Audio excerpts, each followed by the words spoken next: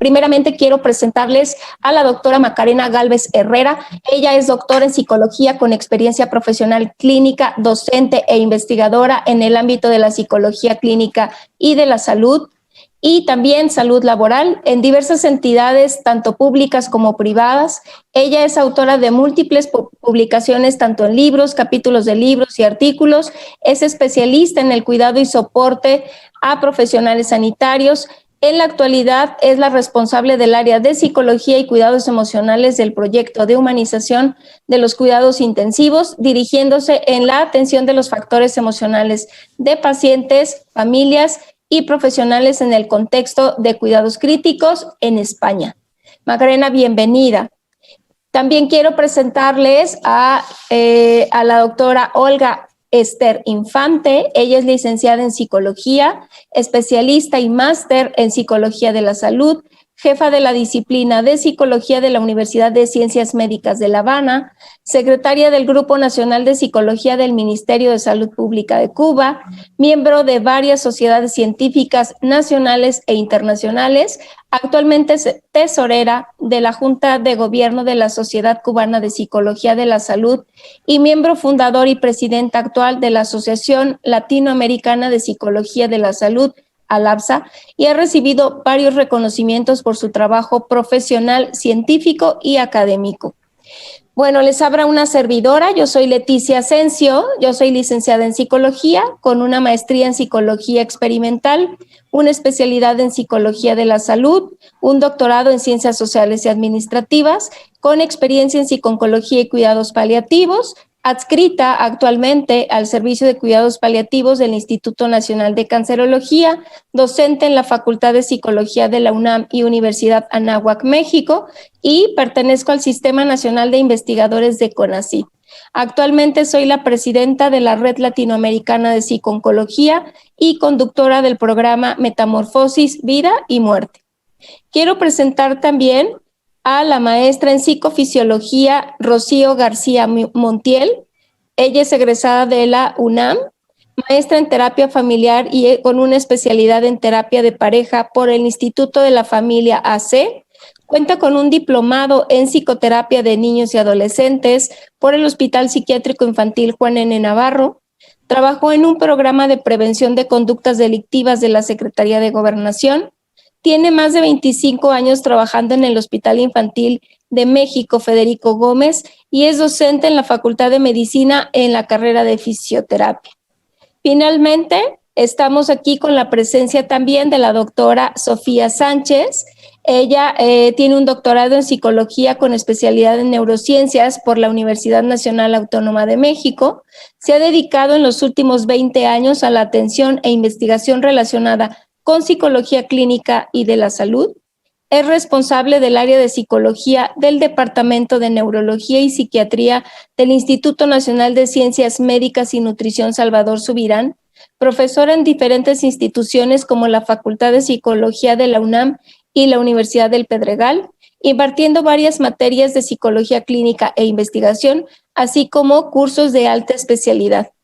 Bueno, como se dieron cuenta, contamos con unas ponentes excelentes y pues yo quiero darle ya finalmente la palabra a la doctora Macarena, que ella está desde España y nos va a compartir hoy una parte de inicio de esta charla y posteriormente les pido que vayan haciendo sus preguntas para que podamos compartir el panel una vez que concluyamos todas las presentaciones. Hola, buenas tardes para ustedes, buenas noches para mí. Quiero lo primero agradecerles a la Asociación de México del Hospital Infantil, a la Red Latinoamericana de Psicología Pediátrica y a todas mis compañeras de mesa la invitación a estar de nuevo en México, que es para mí un placer enorme, aunque sea virtualmente. Quiero compartir con todos ustedes una intervención psicológica en crisis y emergencias que hemos hecho desde el proyecto de humanización de las unidades de cuidados intensivos en la primera ola que sufrimos de COVID en España. Bueno, el proyecto UCI con H de humanización de las unidades de cuidados intensivos es un proyecto que comenzó en el 2014, les animo a profundizar un poquito en él a través de la web si no lo conocen, que tiene 8 líneas de actuación. No voy a entretenerme en hablar de cada una de ellas, pero en todas ellas, de forma transversal, está incluido el cuidado emocional al paciente, a la familia y al profesional en la unidad de cuidados intensivos. Y dentro de la línea 5 específicamente se centra la atención al cuidado del profesional sanitario, porque creemos que si no hay una atención integral a cada una de las partes, el cuidado cojea en algún momento, ¿no? Así es como han descrito los profesionales sanitarios de las unidades de cuidados intensivos en España la vivencia, como un tsunami. Los primeros casos aparecieron en enero, febrero y en el mes de marzo era ya una cosa tremenda. En un momento en el que había una falta de recursos logísticos, de material suficiente, de equipos de protección individual para los profesionales sanitarios, una ausencia de recursos humanos suficientes, todas las manos eran insuficientes para atender a la cantidad de gente que llegaba a los hospitales y a las UCIs. Cambios continuos en los protocolos de intervención porque no sabíamos cómo tratar a este bicho y los protocolos cambiaban continuamente, con lo cual la incertidumbre era una tarea cotidiana. Y con una dificultad especial emocional en los cuidados porque los pacientes estaban solos en las unidades de cuidados intensivos sin ningún tipo de acompañamiento. Individualmente, los profesionales se veían sometidos a una cantidad de turnos, horarios, extensiones de su tiempo de trabajo, aislamiento voluntario en muchas ocasiones, alojándose en hoteles o en sitios para evitar el contagio a sus familiares. La soledad y, en algunos casos, la discriminación o el estigma precisamente por el hecho de ser sanitario, ¿no? Han sido poquitos los casos, pero alguno ha habido.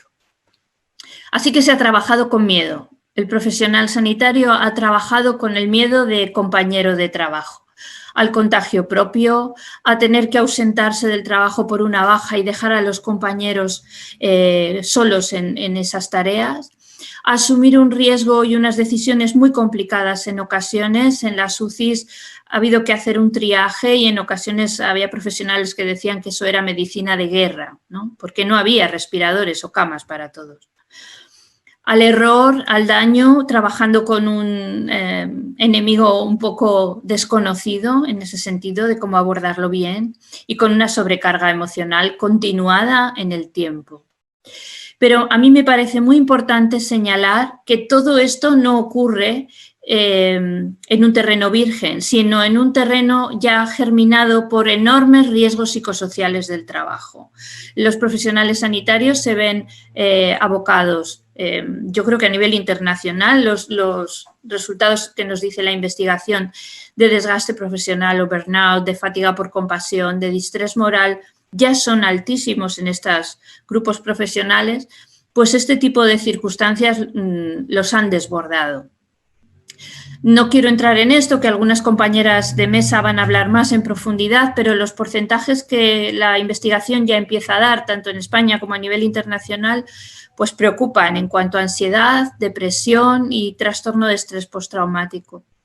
Yo creo que en esto tenemos que ser prudentes, tenemos también que confiar en la capacidad de recuperación del ser humano y del afrontamiento de las circunstancias difíciles. Tenemos que tener en cuenta también los criterios, antes de hablar de trastorno de estrés postraumático, ¿no? Y quizás lo que sí es importante es la prevención y hablar de esas reacciones peritraumáticas, que sabemos que son predictores del trastorno de estrés postraumático de manera importante. Y aquí quisimos intervenir, sabemos que esto ya está ocurriendo en médicos, en enfermeras, en residentes, en estudiantes de medicina. Y desde la Organización Mundial de la Salud se equiparó esta situación a una emergencia, guerra o catástrofe. Así que esa fue nuestra guía a la hora de plantear una línea de intervención. A través de la página web del proyecto UCI, en el blog, comenzamos a hacer nuestra miguita, nuestro granito de arena en cuanto a la prevención primaria y la promoción de la salud, con unos artículos en el blog que el primero, el EPI emocional, intenta normalizar los estados emocionales a los cuales se ven sometidos los profesionales sanitarios para que comprendan que son reacciones normales a una situación extraordinaria, como ocurre en las situaciones de crisis. Y en la segunda, Coronar la Cumbre, incluimos 2 fichas que, bueno, aquí se ven muy chiquititas, simplemente es comentarles, que están en español y en portugués. Una referida a los riesgos emocionales del personal sanitario y otra en cuanto a recomendaciones para la organización y para el propio profesional. Pero quisimos entrar en las UCIs en este momento y desde esa perspectiva planteamos un proyecto de intervención en esa primera ola. Esta es la gráfica clásica que se suele poner del estrés agudo y cuadra muy bien con lo que vimos en los profesionales, ¿no? En un primer momento esto nada, es como una gripe, no pasa nada, vamos abordándolo. Después viene la comprensión de que es algo que escapa a todo lo conocido y esa metáfora con el tsunami. Hay una fase de resistencia donde los profesionales aguantan y siguen en esa concepción de estamos haciendo una medicina de guerra. Y una fase de agotamiento en la que entra un profundo miedo a una segunda ola y un profundo miedo a no poder superarla. Bueno, en España estamos ya en la segunda ola, ahora mismo en Madrid los índices de muerte y de contagios son tremendos y los profesionales ahí siguen. Pero esto lo que nos dice es que la fase de agotamiento no ha terminado ahí donde el dibujito clásico la coloca, ¿no? Ha seguido de manera constante. Esta intervención que les estoy contando es una intervención en crisis, pero nuestros profesionales están empezando a tener una situación de estrés crónico, ya no es tan estrés agudo en estos momentos. El plan de intervención se inició en abril en esa fase de resistencia. En las primeras fases, momentos, habría sido imposible casi entrar en las unidades de cuidados intensivos. Y la hicimos con un modo presencial, es decir, desplazamos un psicólogo a cada unidad de cuidados intensivos de los hospitales que participaron y ahí se hicieron actividades individuales con los profesionales que lo que necesitaban y actividad de grupo. Y se mantuvo una opción telemática para los días que el psicólogo no estaba en la unidad de cuidados intensivos o si cualquier profesional prefería no hacerlo de modo presencial y prefería hacerlo de forma telefónica o por videollamada. Participaron 16 hospitales en este proyecto de distinto tipo, desde hospitales muy grandes con un gran número de unidades de cuidados intensivos a hospitales chiquititos. Esto planteó una dificultad, teníamos que hacer un programa que fuera muy flexible, que pudiera adaptarse como un traje a medida a las organizaciones.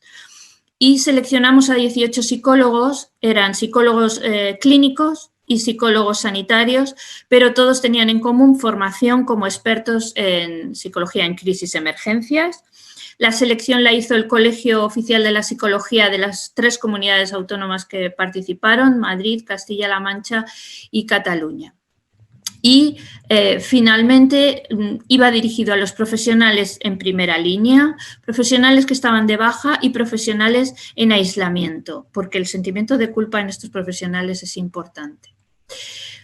Eran 8 horas semanales, muchos psicólogos en hospitales pequeñitos lo que hicieron fue ir un día a la semana, en otros lo que se hizo fue repartirse esas horas semanales en turnos y un día a lo mejor se iba para el turno de mañana, otro para el turno de tarde, otro para el de noche y telepsicología 20 horas a la semana. Con consentimiento informado siempre cada caso y un informe asistencial que me llegaba a mí de cada caso para poder coordinar y dar soporte a los 18 psicólogos. El marco de intervención, como digo, es la psicología en crisis y emergencias. Queríamos normalizar, facilitar la expresión emocional, facilitar la digestión de lo que se estaba viviendo, que pudieran integrarlo. Promover esa recuperación natural y esa resiliencia que todo ser humano puede poner en marcha generando patrones de relación interpersonal, podemos hablar un poquito de ello después. El estrés vivido en grupo se beneficia mucho de los medios de afrontamiento en grupo y por eso tuvieron especial éxito y acudían muy bien a ellos los profesionales a las reuniones de grupo, donde se dieron principalmente ventilación emocional.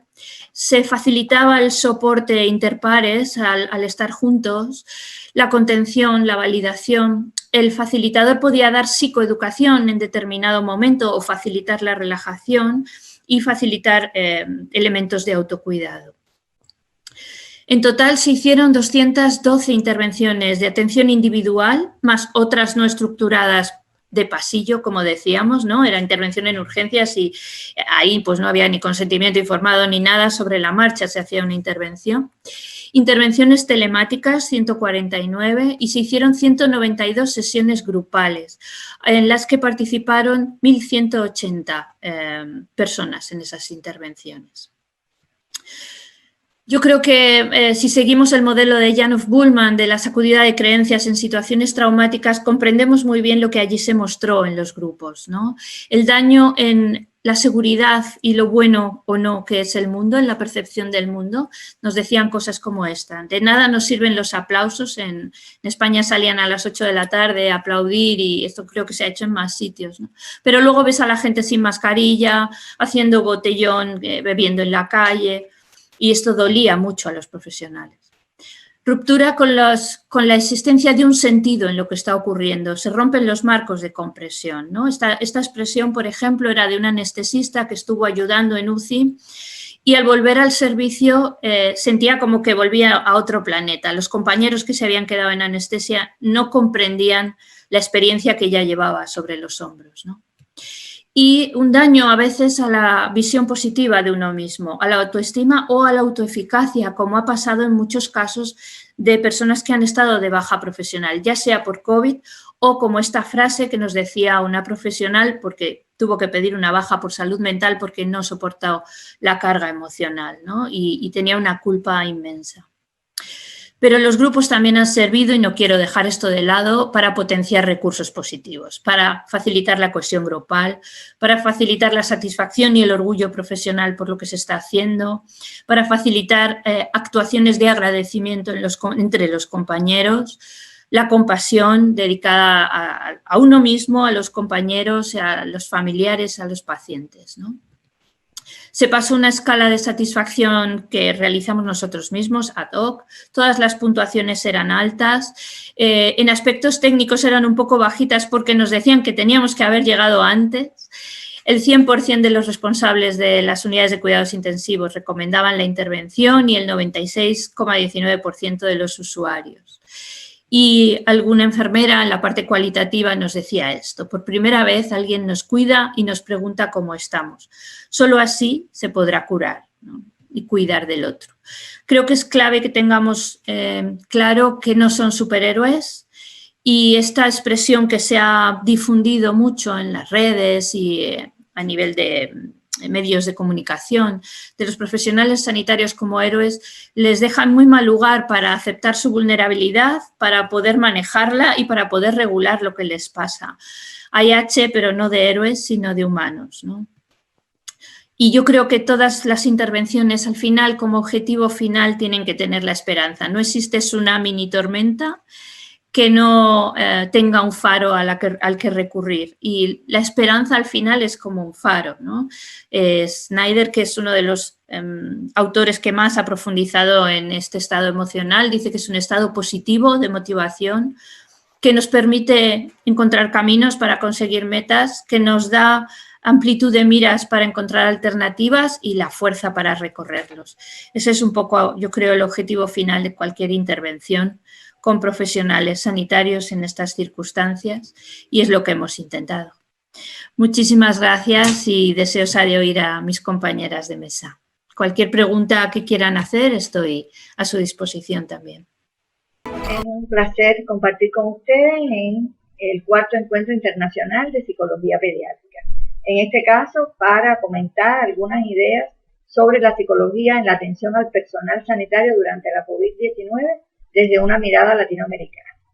Es interesante señalar que uno de los propósitos fundamentales de las intervenciones psicológicas en esta pandemia ha estado dirigida a los profesionales de la salud, haciéndonos eco del llamado que hace la Organización Panamericana de la Salud, la Organización Mundial de la Salud y la Organización Internacional del Trabajo, que desde los inicios de la pandemia hacían un llamado a que los profesionales de la salud mental dirigieran sus estrategias también hacia los profesionales de la salud y no solo hacia la población y los pacientes. Realmente en los países latinoamericanos tenemos noticias a través de publicaciones, informes, de que este ha sido un objetivo fundamental del quehacer de los psicólogos. Por supuesto, con diferencias de un país a otro, en dependencia del desarrollo de la propia psicología de la salud, del número de psicólogos con los que cuentan y con las propias características también de los sistemas de salud. Sin embargo, ha sido común que esto ha tomado parte de las estrategias de intervención psicológica. Cuando nosotros analizamos en general las vertientes que han caracterizado la intervención psicológica en la pandemia hacia los profesionales de la salud, podemos entonces pensar en dos vertientes de trabajo. La primera ha sido dirigida a la capacitación en temas emergentes de la situación de la COVID-19, que no solo ha incluido a otros profesionales, sino también a los propios psicólogos que con menos experiencia han demandado de actualización y de capacitación en determinados temas. Por ejemplo, en situaciones de la psicología en emergencia y desastre, en el manejo del duelo, en la comunicación de las malas noticias, en el manejo o estrategias de intervención para disminuir la ansiedad, el estrés, el autocuidado, la autoprotección, en fin, a través de diferentes vías. Esta ha sido una de las vertientes importantes del trabajo. La otra tiene que ver con la intervención psicológica con el objetivo de preservar un adecuado funcionamiento psicológico en el personal de salud. Hay otras ponencias que han tratado este tema, el tiempo no da para profundizar, pero ha sido un trabajo importante que hay países que han tenido experiencias, por ejemplo, en el caso de Chile, de algunos estados de Brasil, de Cuba, en que ha habido una línea de ayuda específica para los profesionales que están en la línea roja, de manera que puedan consultar durante su trabajo cualquier duda, incertidumbre que les pueda despertar la intervención puntual en algún paciente o ayuda, apoyo por sus propios malestares. También en otros momentos, ¿verdad?, de descanso, tratar de garantizar el autocuidado, de garantizar la calidad del sueño, los estilos de vida, la comunicación con la familia, en fin, intervenciones de diferentes tipos que han contribuido a, preservar la salud mental de estos profesionales. Cuando analizamos la importancia de esta labor, es lógico tener en cuenta todos los factores psicosociales de riesgo que están presentes en la actividad laboral y que en el marco de esta pandemia se han elevado su intensidad. Estamos pensando en el estrés laboral, en el síndrome de desgaste profesional, en la fatiga compasional, en el estrés secundario, postraumático secundario, o por ejemplo en los conflictos trabajo-familia, que todos se han visto de alguna medida en esta pandemia y que incluso a lo largo del tiempo pues pueden tomar mayor cabida. Si analizamos entonces por qué la presencia de estos factores, tenemos que quizás mirar un poco cuáles son los estresores que han estado presentes. Cuando analizamos los estresores que suelen estar presentes en la actividad laboral, todos en alguna medida se han presentado en la pandemia. Si pensamos en los estresores del ambiente físico, podemos poner como ejemplo las condiciones anormales de trabajo, en el caso en que se han tenido que preparar hospitales de campaña. Tenemos testimonio, por ejemplo, en Brasil y en Chile, de colegas que han prestado su servicio en este tipo de instalación y que las quejas de los profesionales han sido precisamente por no contar con todos los recursos que les permita dar una atención de calidad.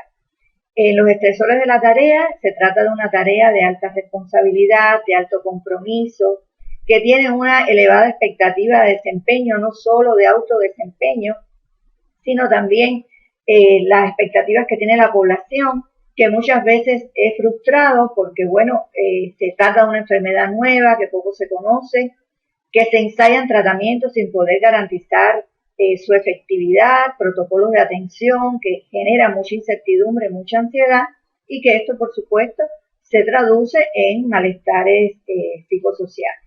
Y con respecto a la organización también, o sea, estamos hablando de una institución que en muchos casos la demanda ha desbordado su capacidad, en otros casos ha roto con las rutinas del trabajo y que ha obligado a los directivos a asumir determinadas decisiones, que incluso muchas de las quejas de los profesionales en este sentido está en que han percibido poco apoyo institucional por no contar a veces ni con los equipos de autoprotección, y por supuesto es legítimo entonces que sientan el temor al contagio propio y al contagio de sus familiares y otras personas allegadas. O sea que todo esto ha demandado una altísima acción de los psicólogos en función de disminuir las consecuencias negativas del trabajo en estas condiciones. Para sintetizar, porque no es mucho el tiempo, nosotros podemos identificar algunas condiciones que de manera general han afectado el impacto de las intervenciones psicológicas en los profesionales de la salud. Estas condiciones no siempre dependen de la voluntad de los profesionales, muchas veces depende de la estructura del sistema de salud, incluso de decisiones gubernamentales. Sin embargo, es importante tenerlas en cuenta para, bueno, identificándolas, poderlas superar. En primer lugar, el insuficiente número de psicólogos en las instituciones de salud. Hay países donde han tenido que hacer grandes convocatorias para sumar profesionales de la psicología que están en otros sectores, algunos incluso sin vínculos laborales, que se han unido a los profesionales de la salud por no contar con psicólogos en estas instituciones. Hay un predominio del enfoque clínico en el abordaje de los problemas de salud, poca preparación para un enfoque institucional, para un enfoque epidemiológico y social comunitario, que en una situación tan compleja como esta es importante tener en cuenta. Hay una escasa integración con otros profesionales, muchos psicólogos trabajan en paralelo al resto de los profesionales, no hay un trabajo en equipo y ha sido una necesidad emergente en esta situación. Por lo tanto, en aquellos lugares donde no hay un antecedente, pues ha costado un esfuerzo mayor poderse integrar. Y la limitada participación en políticas sanitarias, o sea, no aprovechar la posibilidad de la presencia del psicólogo en el asesoramiento institucional y organizacional. Tratando de tener una mirada optimista y pensar que a pesar de las lamentables consecuencias de esta pandemia, nos ha dejado determinados aprendizajes y experiencias, vamos entonces a mencionar algunas condiciones que consideramos que son oportunidades para que en el futuro la psicología pueda contribuir de mejor manera al bienestar de los trabajadores. Lo primero que quisiéramos decir, se trata de la visualización mayor del quehacer del profesional del psicólogo en el trabajo institucional, no solo en el aspecto clínico, asistencialista, sino en lo que pueda aportar al hospital u otras instituciones de salud en tanto organización laboral. Hay una mayor integración del psicólogo a los equipos multidisciplinarios e incluso en algunos países incorporación por primera vez en estos equipos por no haber tenido antecedentes de estas experiencias. La importancia del autocuidado, en particular el autocuidado en términos de salud mental. Existen en las instituciones hospitalarias protocolos de bioseguridad, sin embargo poco se habla de la seguridad psicológica, y esta pandemia nos ha dejado la lección de la importancia que tiene velar por el bienestar y la salud mental de los profesionales y hacer así prevención de estos problemas psicosociales a los que anteriormente habíamos hecho referencia, o sea, la valoración de la prevención del desgaste profesional, del estrés laboral, etc. De manera general, ha habido un mayor reconocimiento de los aspectos subjetivos de la calidad de la atención y, por tanto, del papel del psicólogo en las instituciones. No quisiéramos terminar sin rendir un justo homenaje en esta ocasión a aquellos profesionales de la salud que por padecer esta enfermedad han perdido su vida en el ejercicio profesional, y en particular a los psicólogos que han puesto en alto los valores profesionales de la psicología y que constituyen un ejemplo a seguir por toda la comunidad científica de la psicología del mundo. Muchísimas gracias. Bueno, pues yo les voy a compartir también un poquito de este tema que tiene que ver con la salud mental de los profesionales de la salud en un proyecto que hemos estado trabajando.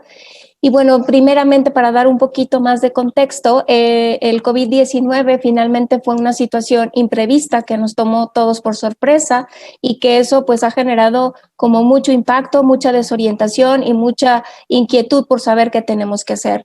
Esta incertidumbre de no saber cuándo se va a controlar la enfermedad. Sabemos a lo mejor que están trabajando en las vacunas y en algunas medidas de control, sin embargo, todavía no tenemos la seguridad de que eso pueda funcionar. De igual manera, pues en ocasiones también la desinformación en aspectos muy específicos, perdón, que cada área puede requerir, y todos estos desafíos a los que realmente el personal de salud se está enfrentando, porque es algo nuevo y cada uno trata de hacer su mejor esfuerzo. Sin embargo, pues es un desafío realmente el poder tener pues el control en la mayor cantidad de cosas que pueden afectar nuestra atención como profesionales de la salud. También, pues, los numerosos casos que se están presentando, que se están finalmente los hospitales saturando, y no solamente de los casos confirmados, sino también de los casos sospechosos, y eso, pues, también genera, pues, un desborde de muchas cuestiones. La carga de trabajo que es muy abrumador y que eso también va a impactar en la salud mental. También la falta de protección o de los equipos de protección, porque pues no en todas las instituciones se tiene aquí en México todo este equipo para poder ingresar, y no de todos los profesionales. A veces solamente son los que están un poco más al frente de esta atención directa, pero todos finalmente requerimos de algún equipo en particular para poder realizar nuestro trabajo profesional. También el no contar en este momento con algún medicamento específico que pueda realmente tanto minimizar los síntomas generados por el COVID como pues erradicar la enfermedad. Y eso pues también va a ser una inquietud importante, porque realmente es un reto estar vigilando cuáles pueden ser aquellos medicamentos con los que se cuentan actualmente y cuáles pueden impactar en estos síntomas. Y otra situación que hemos ido pues trabajando, yo creo que poco a poquito, es la falta de capacitación, porque desde colocarnos un equipo hasta poder a lo mejor realizar algunas acciones en particular en la atención de este tipo de pacientes y sus familiares, también está generando pues un impacto, o es un factor más en este impacto a la salud mental. Algo que también ha sido importante considerar, como ya lo han mencionado, es el temor al contagio, pero no solamente de uno mismo, sino también a nuestros familiares, también a aquellos que están conviviendo con nosotros y que nos esperan en casa, y también a nuestros propios compañeros de trabajo y amigos, porque es cierto que seguimos teniendo en determinados contextos de este dinámica hospital y dinámica contexto salud en general, pues esta interrelación. Incluso hay algunos que han decidido pues no llegar a su casa, rentar algún cuarto, o finalmente quedarse dentro del hospital, o estar en unas condiciones a lo mejor distintas, incluyendo hoteles, para poder evitar este temor al contagio a sus familiares y amigos. Otra situación que hemos visto pues es la resistencia un poco que también han presentado algunos profesionales de la salud, que incluso han preferido renunciar a estar al frente de esta situación de pandemia, y eso ha impactado en el número de trabajadores que se tienen dentro de los hospitales. No solamente son los que están infectados, sino los que por alguna situación de salud están en casa, pero también aquellos que han renunciado, incluso para no estar pues viviendo esta situación tan difícil.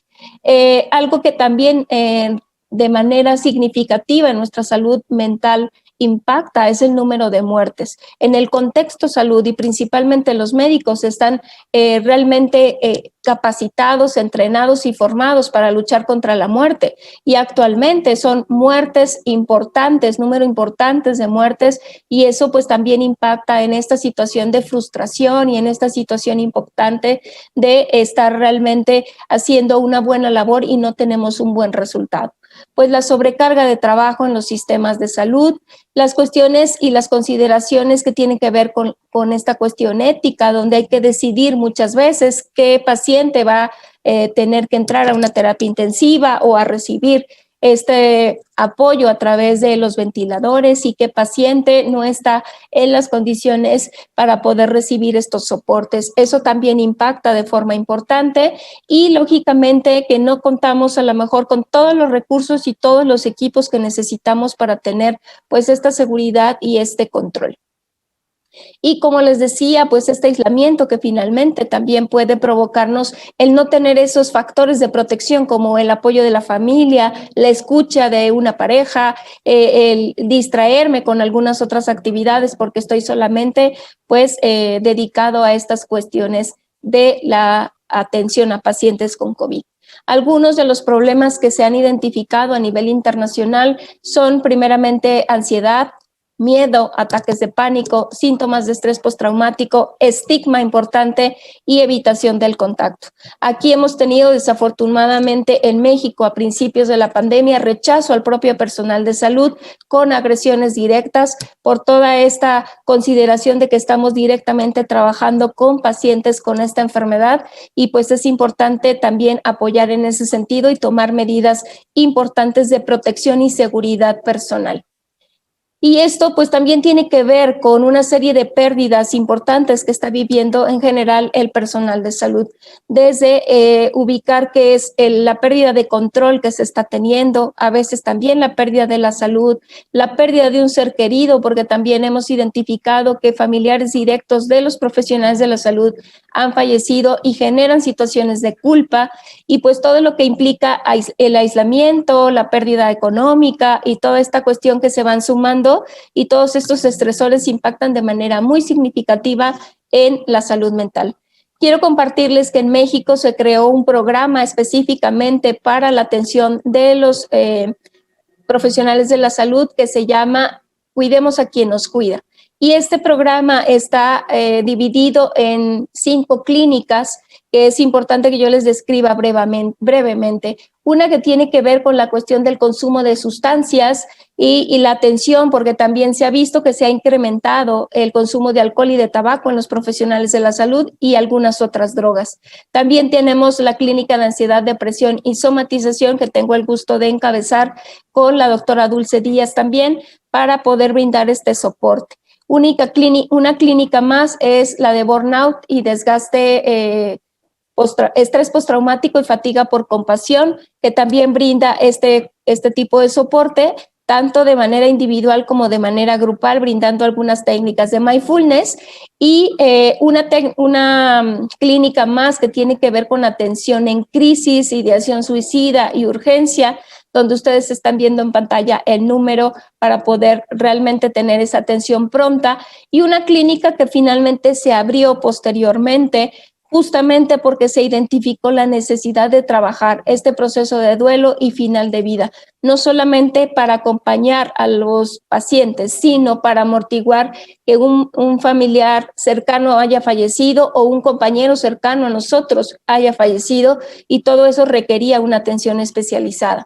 Quiero compartirles algunos de los datos que nos compartió la doctora Rebeca Robles, que es la responsable de este programa, y pues identificamos que los profesionales de primera línea, ellos presentaron pues algunos síntomas más que otros. Presentaron insomnio en mayor cantidad, con mayor frecuencia, presentaron depresión y presentaron estrés postraumático. Esto en la primera fase de la pandemia, en la fase 2, donde pues nosotros ya estábamos a lo mejor teniendo algunas capacitaciones, algunos controles, sin embargo, pues se presentaban este tipo de sintomatologías. En mayor frecuencia, la ansiedad y la somatización, el riesgo de burnout, la ansiedad generalizada, la ideación suicida, el incremento de tabaco y otras drogas. Sin embargo, también aquellos profesionales de la salud, tanto de centros COVID como de centros no COVID, presentaron también sintomatología relacionada con insomnio, depresión y estrés postraumático,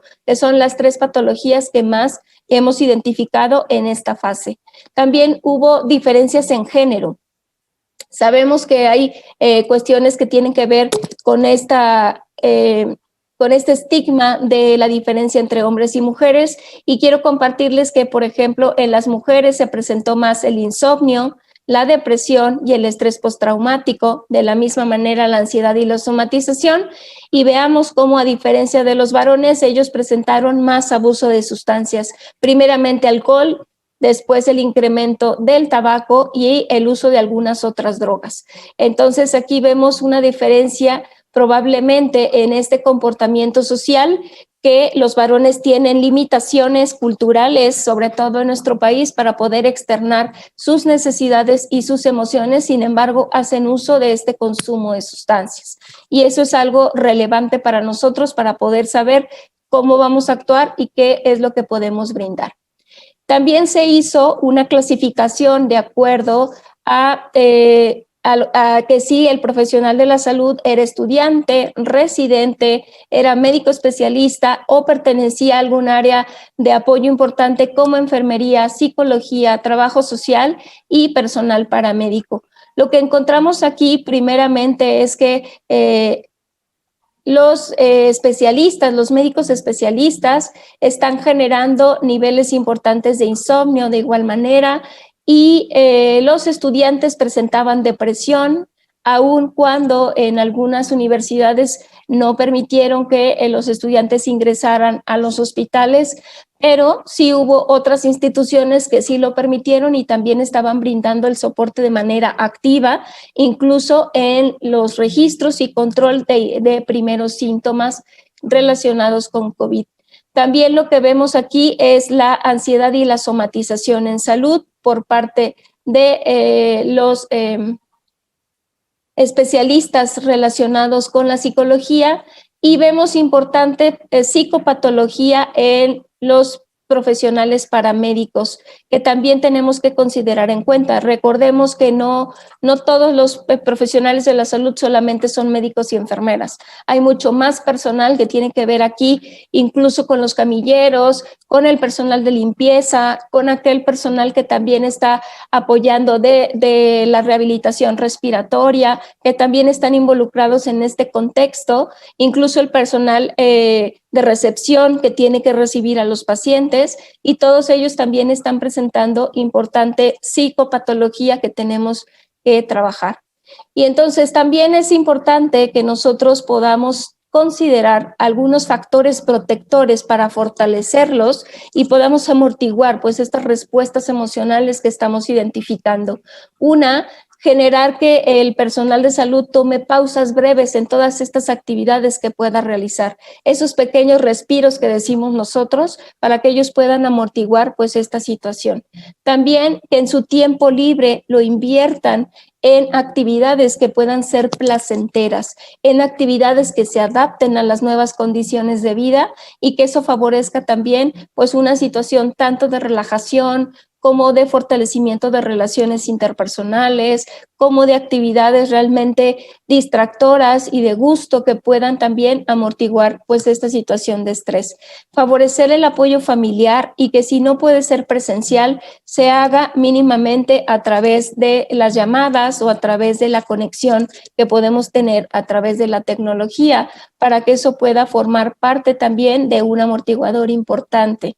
También el que se sientan realmente ya capacitados para tener tanto el uso de los equipos como de iniciar algunos procesos de atención, cada uno desde su área, pero es importante tener como esa retroalimentación de aquellos que están llevando a cabo las capacitaciones. Siempre nos podemos sentir inseguros, que a lo mejor la técnica no la estoy llevando adecuadamente, que no me estoy poniendo como debería de ser el equipo de protección, y es importante reforzar que sí estamos logrando tener realmente pues toda esa instrucción y toda esa interiorización de la información para poderlo llevar a la práctica.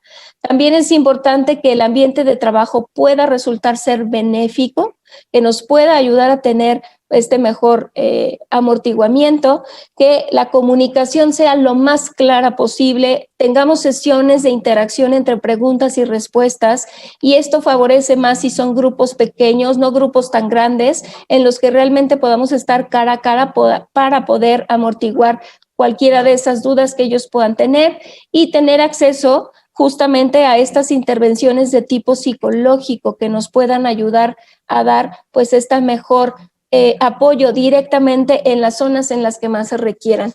Entonces, es importante que nosotros les compartamos que este programa se sigue llevando de manera importante. Estamos recibiendo tanto de manera directa cada uno en las instituciones de salud donde labora, como a través de los medios de difusión, como en todas las redes sociales, para que el personal de salud se anime a poder llevar este proyecto y esta atención en la forma más adecuada. Nos adaptamos al horario del personal de salud porque sabemos que los horarios no están rígidamente como anteriormente se establecían. Entonces, en los horarios en los que ellos puedan tener esta atención es que se brinda.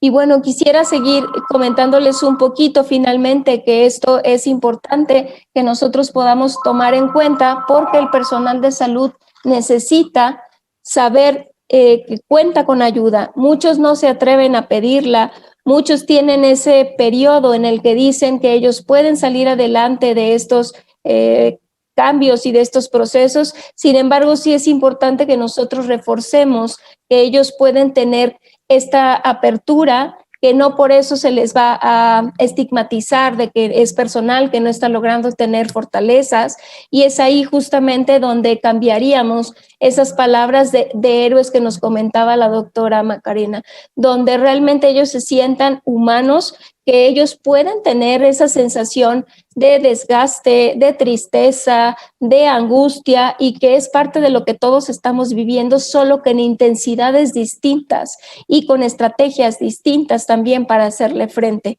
Entonces, tampoco olvidemos el personal que está confinado, porque por alguna razón no está acudiendo al hospital y también está presentando alguna psicopatología. Entonces tenemos finalmente los dos frentes, el que está frente al equipo de acción en estas unidades hospitalarias, como aquel personal que está confinado, pero que también va a tener pues esa sensación de frustración, esa sensación de que no está aportando algo para lo que estudió y que está siendo relegado por sus propios compañeros. Entonces también estamos teniendo pues la necesidad de atender a este tipo de personal que finalmente requiere la atención. Entonces la invitación también sería para que se animen a tener esta atención de forma virtual, que les permite adaptarse y tener como esa facilidad para poder tener esa atención, y comentarles también que se brinda pues la confidencialidad. Estos datos no se comparten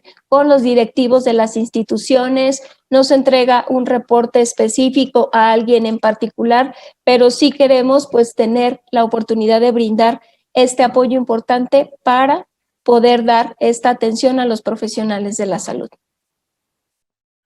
Hola, buenas tardes, muchas gracias. Creo que tengo una tarea muy grande porque mis antecesoras, mis compañeras, han hablado muy bien de todo este proceso que estamos viviendo, que es nuevo para todos nosotros, tanto para el personal médico como para nosotros, como personal del área de la salud mental. Y una de las preguntas, ¿por qué ayudar al personal de salud? Creo que ellas han expresado con mucha claridad desde el otro lado del mundo, con Macarena en España, lo que significó este tsunami. Para nosotros, afortunadamente, ya teníamos esta experiencia que estaba pasando en España, en Italia, desde China, desde Wuhan, pero también ha representado un reto porque ha implicado enfrentarnos a una serie de situaciones propias de nuestra idiosincrasia, de nuestro sistema de salud, de cómo implementar esta atención psicológica que no estamos muy acostumbrados a recibir, como que esta parte de la cultura mexicana en donde pensamos que los aspectos o los trastornos emocionales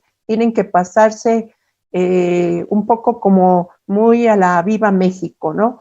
Entonces, también el sector salud, que se ha visto tan impactado por estas situaciones, ha enfrentado esta situación primero como muy estoicamente, preocupados más por la atención hacia sus pacientes, pero también ellos han estado expuestos, como lo decía ambas, que las horas de trabajo intenso, el temor a contagiarse, que creo que es una de las situaciones más difíciles que como médicos, como enfermeras, como personal que está trabajando en las áreas de COVID, están teniendo que enfrentar, y esto como lleva a un estrés que al cabo del tiempo se transforma en un trastorno bastante más grave. También dando por resultado, pues, que haya muchas alteraciones tanto a nivel físico como emocional. Algunas de estas son las que ya han señalado y que ustedes están viendo: la ansiedad, la depresión, la desmotivación, la desesperanza, la frustración y todos los problemas relacionados con el sueño y el apetito. ¿Por qué ayudar al personal de salud? Bueno, igualmente el sistema de salud en nuestro país carece de muchos elementos que en este momento se han puesto de relieve, el podernos capacitar, contar con ciertos elementos de prevención, protocolos de atención. Nunca habíamos tenido que pasar por una pandemia, no de esta manera. Habíamos pasado en años pasados por una, pero realmente no tenía las dimensiones que ha tenido esta. El desbordamiento de la demanda de los servicios de salud, la incomodidad para poder enfrentar todas estas cosas, los equipos, el miedo derivado a lo desconocido, y también tener que enfrentar una conducta agresiva por parte de la sociedad. Y yo creo que de las cosas más difíciles que ha tenido que enfrentar los equipos médicos son la decisión de priorizar, de a quién atender, de cómo poder trabajar y hacer rendir todos los recursos y mejorar el servicio que se brinda a los pacientes. Ya esta estadística ya la habían puesto, efectivamente, la incidencia en el personal de salud, en depresión, en ansiedad, en insomnio y el estrés. ¿Cómo ayudar al personal de salud? Bueno, estábamos viendo cómo en España esta atención, como en el Hospital Subirán, también han estado haciendo toda una evaluación del estado emocional de sus médicos, de sus enfermeras, de su personal. Nosotros también aquí en el Hospital Infantil se propuso una escala, un cuestionario para ver el estado emocional del personal, en donde efectivamente estas estadísticas se corroboran de depresión, ansiedad, estrés. Se plantea un programa de atención psicológica que ayude a facilitar el pedir ayuda, llevando a cabo la concientización de los efectos sobre la salud de todas estas cosas que estamos viviendo. ¿Cuáles son las áreas que más se vieron afectadas o se ven más afectadas? Bueno, la dinámica personal, tomando por áreas podemos ver que es área emocional, conductual, la cognitiva, la física y también las alteraciones a nivel de la relación laboral y familiar. Previamente, en varios de los que hemos vivido este estrés, ya traíamos una situación probablemente de estrés o de burnout por diferentes razones. Junto con la pandemia, esta situación ha desbordado el control que se pudiera tener aparentemente de esta situación, aunándose algo que ha sido muy difícil, yo creo que para todo el mundo, el duelo por las pérdidas. Primero, por la pérdida de la cotidianidad, de la normalidad, y después por las pérdidas de nuestros compañeros.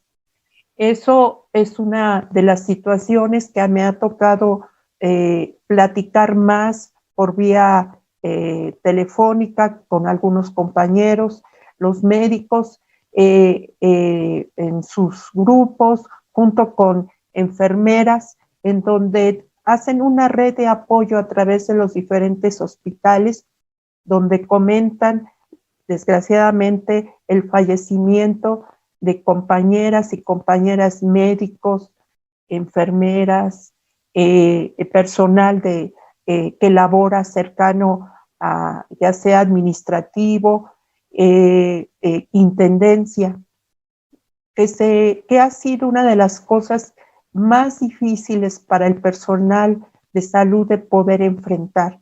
Hemos visto cómo en algunos casos hacen ceremonias para poder despedir a los compañeros con aplausos. Una de las cosas que nosotros de manera básica empezamos a abordar para poderlos apoyar dentro de todo esto es que empiecen a reconocer sus necesidades básicas, a permitirse hacer algo que no sea relacionado con el trabajo, a planificar una rutina de trabajo.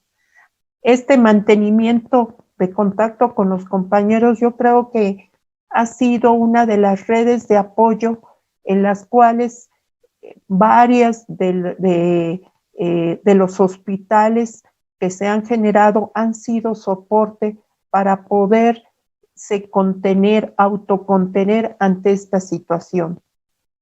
Estar en familia y con los seres queridos. Parte de todas estas, pues obviamente también se aplican a la población en general, como evitar la sobreinformación, el permitir ayuda y compartir las emociones con alguien de confianza, llevar a cabo la autoobservación y ser consciente de las cosas que pasan y siento y ser capaz de hablar de ellas. A veces para algunos de los profesionales les es difícil. Buscando estas estrategias de regulación emocional, también les hemos planteado el trabajar aspectos de relajación, de ejercicios de atención plena. El ejercicio físico ha estado limitado, pero planteándole que con las debidas reservas puedan llevarlo a cabo dentro de su hogar, en lo que se pueda. Y lo que les decía hace un momento, la pérdida, la atención ante duelos, pérdidas y la sobrecarga que también implica el dolor del paciente y lo que el personal puede sentirse depositario de esa carga o de esa culpa ante la situación que un paciente no salga con las mejores condiciones o fallezca dentro del hospital. En el hospital infantil, al igual que como hemos visto en otros hospitales, se inició a trabajar un programa de atención psicológica y psiquiátrica al personal con 2 modalidades, vía telefónica y presencial. Hace un rato, efectivamente, estábamos viendo que la intervención en pequeños grupos, el grupo ayuda a la mayor contención de todas nuestras ansiedades, de todos nuestros miedos, nos permite poder expresarnos, sentirnos identificados, apoyados, solidarios ante una situación como la que estamos viendo. El poder sentirse acompañado, el no sentirse solo, el no sentirse abandonado, es una de las principales áreas de consuelo emocional que inciden en que esta tensión y esta ansiedad baje.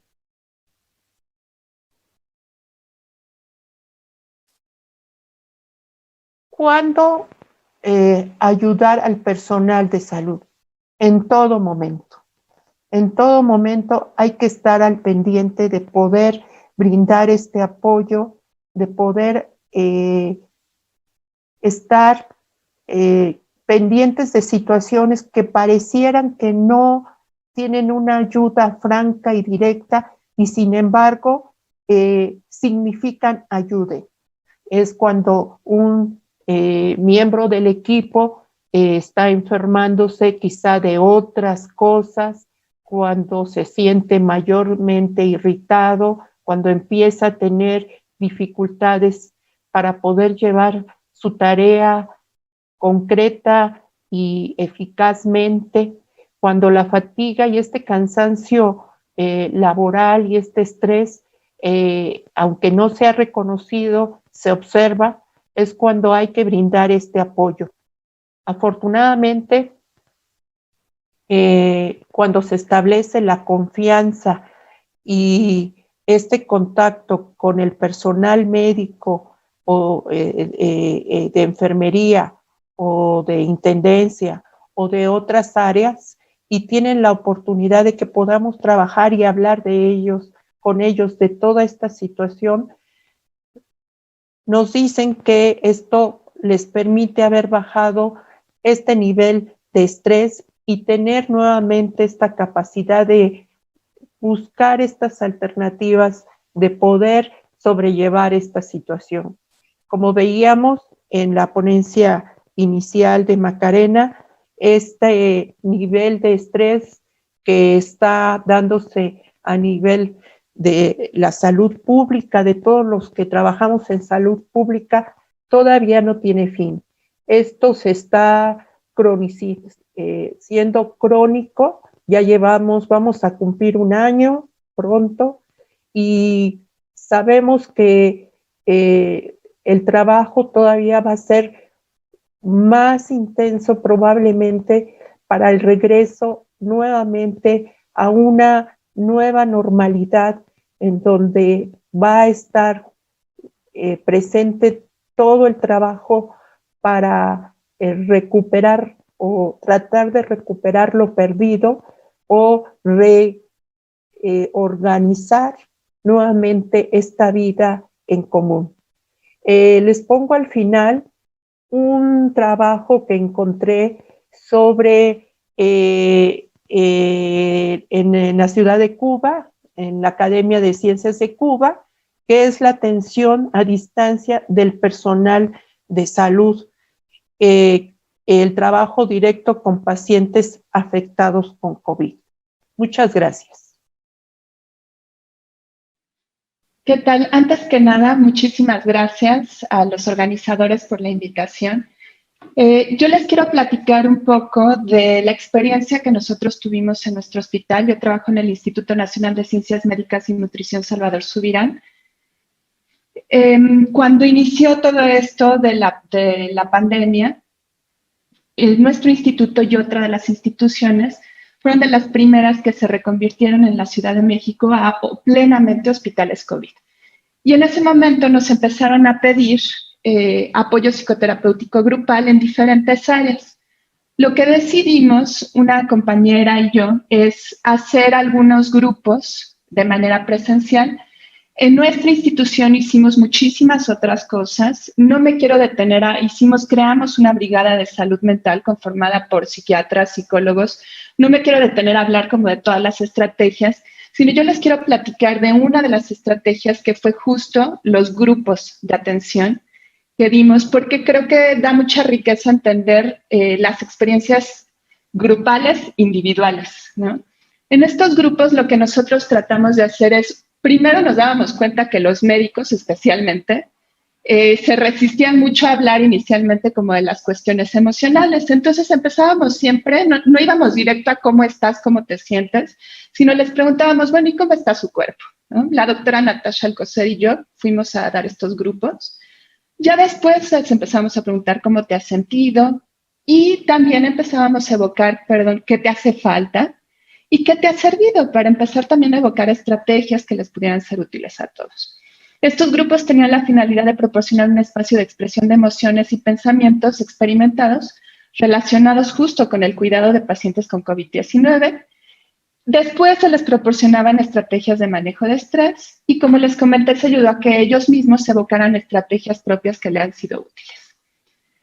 Yo les quiero platicar, dimos muchos más, pero les quiero platicar la experiencia de 10 grupos que se dieron de marzo a mayo del 2020. Fueron 119 trabajadores de la salud en la primera línea de atención de COVID-19, predominantemente enfermeros, pero también vimos grupos con médicos residentes, médicos especialistas, y eran grupos heterogéneos, no eran exclusivos de una profesión.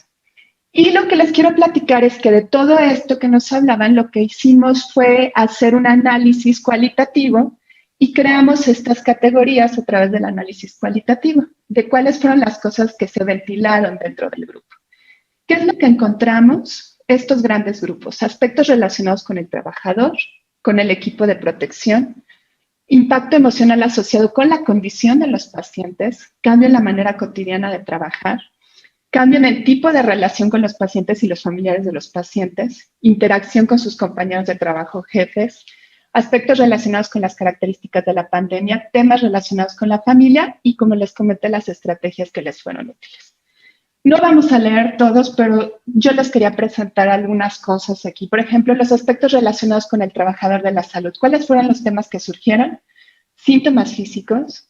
Había muchísimos síntomas de todo tipo, dolor de garganta, cansancio era el principal, insomnio era otro importante, pero había, si se fijan, una serie de síntomas, hasta cuestiones que tenían que ver con el dolor de todo esto del uso del equipo de protección, emociones como preocupación, incertidumbre, tristeza, miedo, temor al contagio, como ya se habló, no solo personal, sino a que ellos contagien a sus seres queridos. Hay esta sensación de llego sucio, contaminado, temor a lo desconocido. Nos decía uno, cuando llegó el primer paciente, pensé, tengo que pasar hoy, tengo que quitarme el miedo a ese toro que está enfrente, ¿no? Miedo a la muerte, reconocimiento de la vulnerabilidad, era algo que se repetía en todos los grupos. Decían, por ejemplo, gente igual que yo, jóvenes, eran sanos con los pulmones hechos pedazos. Te das cuenta de la fragilidad de la vida. Y esto que se repite, que nos comentó la doctora Gálvez, nos comentó la doctora Asensio, nos dicen héroes, pero somos mortales. Muy bonito ese homenaje, pero somos vulnerables. Falta de acceso a las estrategias que anteriormente les ayudaban a lidiar con el estrés. A mí ya me hace falta un abrazo, nos decían. O estoy abusando de sustancias como una muleta. Y dificultad para identificar la necesidad de apoyo psicológico para solicitarlo. Nos guardamos cosas, el morral está saturado. Le sigues echando y prefieres hacer otro morral. Un proceso que te van ignorando. Aunque sé que lo necesito, yo no hubiera solicitado apoyo psicológico, no hubiera dado ese paso de llamar. No nos dejamos ayudar, no aceptamos que tenemos un problema. La residencia es un estado de estrés constante y lo normalizamos, pensamos, pues no estoy tan mal. Lo que tenía que ver con el equipo de protección es lo que ya se ha hablado, falta de información o claridad acerca de en qué situaciones deben usarse equipos específicos. Es esta necesidad de, bueno, Tenemos que conocerle todos los procedimientos hasta el vigilante y creo que eso ya se ha sorteado. Si se fijan, estos son grupos que se dieron al inicio de la pandemia. Colocación del equipo, muchas dudas de si seguimos los pasos correctamente y ansiedad con respecto a infectarse durante los pasos, dolor e incomodidad asociado al uso del equipo, cubrebocas N95 como garantía de protección. No a todos se les da N95, solo los que están en la primera línea. Y entonces decían, bueno, una cosa es que no se necesiten N95, pero otra cosa es que tengamos miedo, entiendo, ¿no? Pero yo me aferro a un N95 porque lo siento más seguro. Sabemos cuánto mide la micra del coronavirus y que a un quirúrgico no lo va a traspasar, pero queda este miedito de mientras la duda, pues me quiero proteger. El impacto emocional asociado con la condición de los pacientes. El ver a los pacientes inestables en su estado físico. Pero si lo dejamos bien, y ahorita ya está grave, la mayoría de los pacientes pronados, ver al paciente vulnerable, desprotegido, con la cara dermatizada, con secreciones, era como una película de terror. Frustración relacionada con la escasa mejoría de los pacientes. Los pacientes no están avanzando mucho. Un 30% se van a salvar, al menos un 30%. Antes no se sabía, no había protocolos porque no se sabía qué era lo que servía, ¿no? En ese momento. Cantidad de pacientes graves. Nunca me imaginé algo así. 24 pacientes intubados, pronados en decúbito, como en las películas. Bastante impresionante.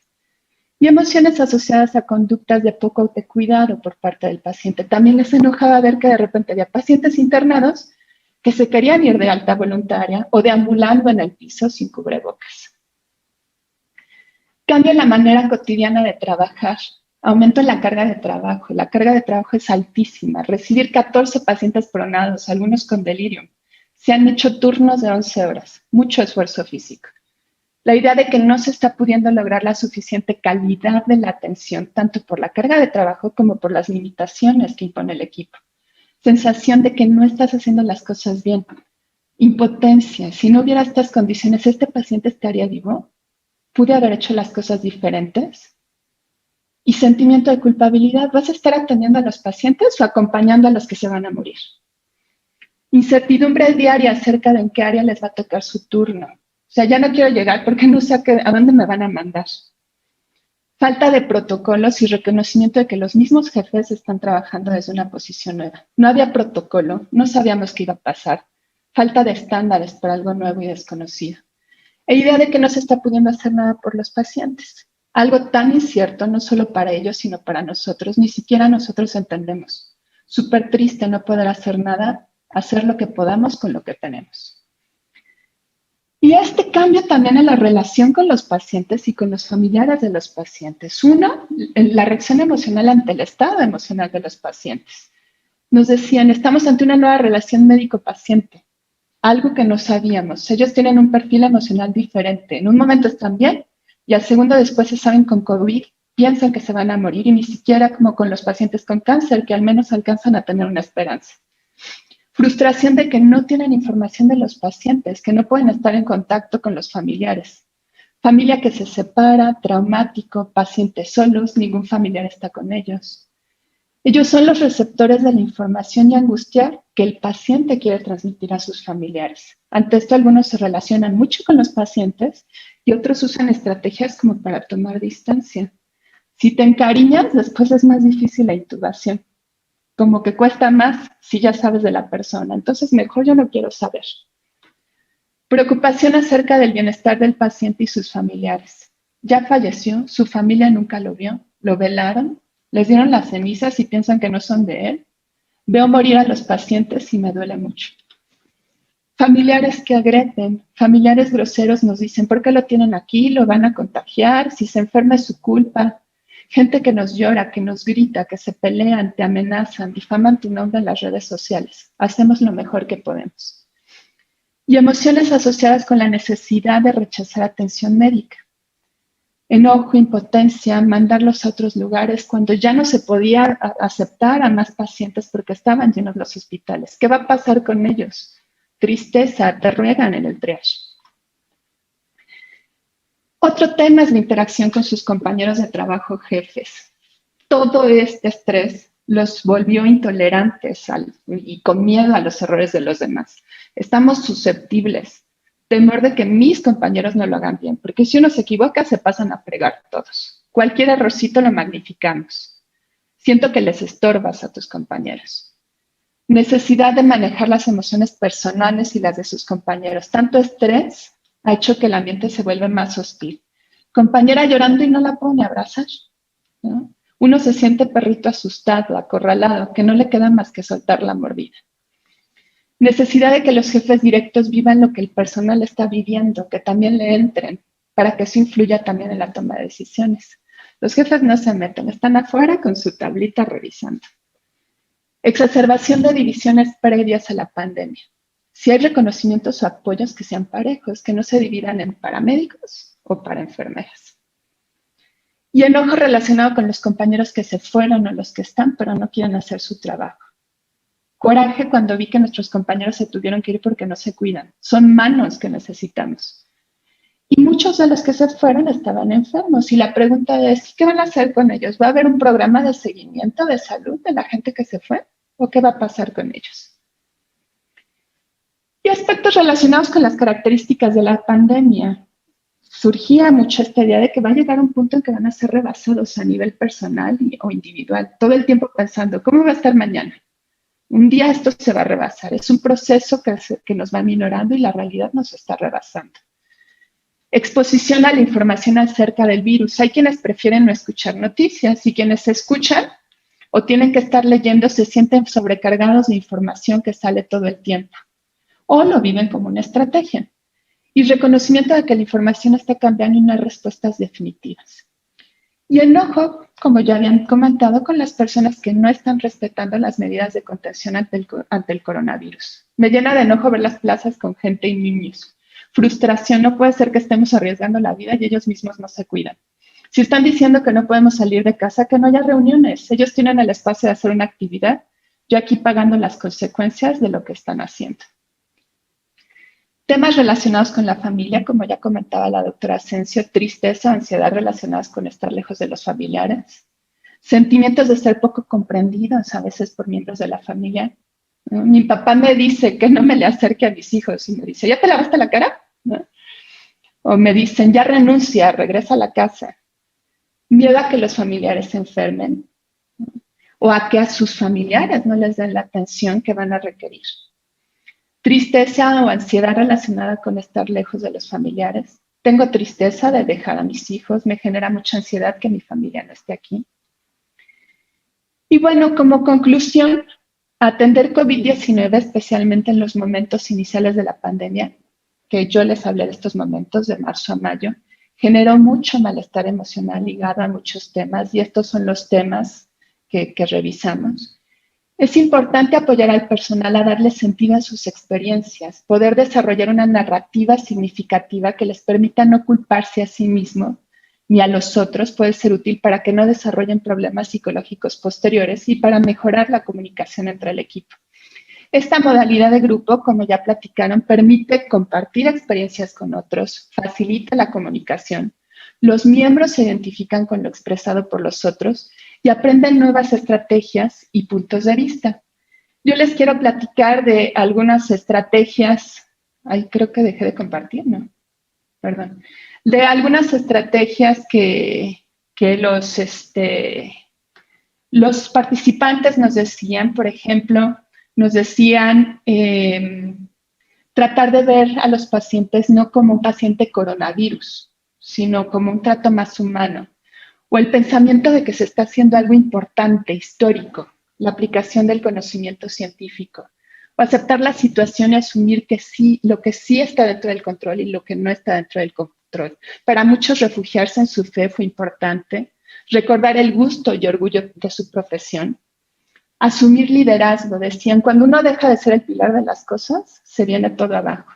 Recordatorios de tener paciencia con sus compañeros, recordar fortalezas en su personalidad y como grupo, tratar de despejarse al salir del trabajo, visualizar la experiencia como una oportunidad de aprendizaje, asumir que en algún momento habrá un contagio y definir un objetivo común para cuando todo termine. Nos decían en un grupo, saliendo de aquí nos vamos a comer, ya sabemos todos que cuando esto termine nos vamos a ir a comer un pozole, ¿no? apoyo entre compañeros, hacer equipo, la idea de no abandonar a los compañeros o pacientes, necesidad de expresión emocional, buscar tener satisfactorias durante el trabajo. Y unos nos decían, es que ya pusimos música, me sentí mejor, tenemos que tener música, algo que nos ayude a relajarnos, enfocarnos. Y varios llegaron a la conclusión de la necesidad de psicoterapia. Y pues bueno, eso sería todo. Muchas gracias. Bueno, pues hemos ya escuchado las exposiciones de diferentes escenarios en el contexto salud, pero tenemos algunas preguntas que quisiéramos que pudiéramos discutir entre la mesa para poder enriquecer pues este tema relacionado con la atención psicológica a los profesionales de la salud. Quisiera preguntarles a las tres panelistas que tenemos en imagen, los psicólogos en este momento también hemos tenido la necesidad de capacitarnos, porque si bien nosotros hemos tenido ya de nuestra formación algunas estrategias, herramientas o programas de intervención, esto es nuevo.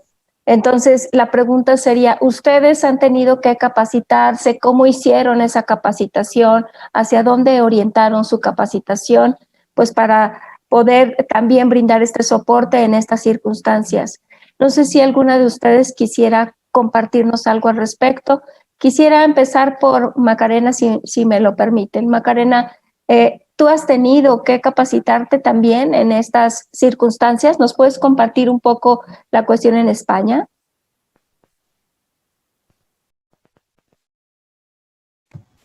Ahora ya, perdón. Mi trayectoria profesional se ha dedicado mucho al soporte a personal sanitario y eso implica haber tratado en circunstancias adversas muchas veces a muchas personas, ¿no? Ante incidentes críticos o por cuestiones emocionales muy relacionados con su trabajo y de la vida en general, que siempre se dan la mano. Pero es verdad que la premura de trabajo, el modo de intervención que hubo que elaborar sobre la marcha, me conectó con un área que personalmente, bueno, pues sí que he estudiado sobre ella, pero necesité capacitarme un poquito más sobre ella a la hora de poder colaborar con los equipos que teníamos trabajando con nosotros, que es el área de la psicología de emergencias e intervención en crisis. Y ahí hubo que refrescar muchas cosas que estaban en el baúl de los recuerdos, ¿no? Ese es un área que yo personalmente he tenido que refrescar y volver a consultar y hablar con colegas de la profesión que sí que estaban más especializados en eso. Y en cualquier caso, lo que sí hicimos fue seleccionar a psicólogos para llevar a cabo estas intervenciones que eran expertos en esto. Desgraciadamente en España hay experiencia con accidentes aéreos o de trenes o cuestiones de atentados terroristas. O sea que sí que hay psicólogos experimentados en ello. Muchas gracias, Macarena, que esto tiene que ver también con que dentro del campo de la psicología también hay áreas muy específicas que en este momento pues han tenido también la oportunidad de poner más en práctica, digamos, y tener mayor reconocimiento también desde este punto, para que ubiquemos que la psicología también se ha especializado muchísimo en todo el mundo y que pues hemos tenido que apoyarnos los unos a los otros, ¿no? Quisiera preguntar a la doctora Sofía, doctora, usted que está en el Hospital de Nutrición, también cómo ha sido esta capacitación también para el personal de salud mental en general, psicólogos y psiquiatras, porque ustedes han sido uno de los hospitales que pues se reconvirtió de inicio en hospital COVID y que de ustedes también hemos aprendido nosotros los que estamos en una posición a lo mejor distinta en cuanto a la atención del paciente. Justamente, doctora Asensio, como fue uno de los primeros hospitales en convertirse en COVID y como es un hospital que ha capacitado a otros lugares, nos ligamos mucho con la Secretaría de Salud y inicialmente Secretaría de Salud creó todo un proyecto justo de capacitación en salud mental y nosotras mismas tomamos todo ese curso de capacitación que seguramente tú ya conoces, ¿no? Que involucra cuestiones desde entender qué con el COVID, cómo se transmite y todas estas cuestiones del uso del equipo personal de protección, porque no es lo mismo verlo desde afuera, tú ponértelo, tú seguir los pasos, los que hemos entrado a área COVID sabemos lo que se siente todo eso, ¿no? Y también involucra cuestiones de psicopatología relacionada con cuestiones de crisis, así como esta, intervención en crisis, ¿no? Y nosotros también, como institución, apoyamos en capacitar a otros compañeros. Específicamente, mi equipo apoyó en la capacitación a otros psicólogos en técnicas de mindfulness y de aceptación y compromiso. Entonces, esa sería como la experiencia de nosotros. Muchas gracias, doctora Sofía. Psicóloga Rocío, hay una pregunta importante que ahorita ha estado como siendo frecuente en la audiencia.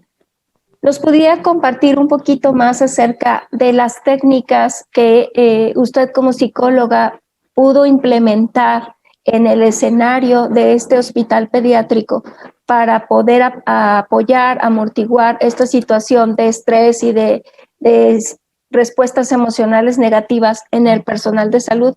¿Cuáles fueron estas técnicas en particular que usted pudo emplear? Ok, una de las técnicas que acaba de mencionar también la doctora Leti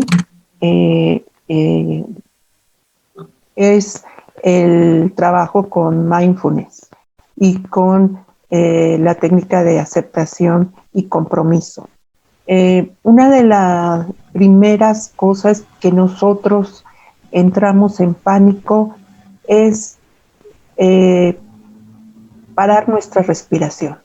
Sentimos que nos paralizamos, sentimos que no podemos avanzar, y una de las técnicas específicas, que es el trabajo de hacer conciencia sobre la respiración y el estar aquí y ahora.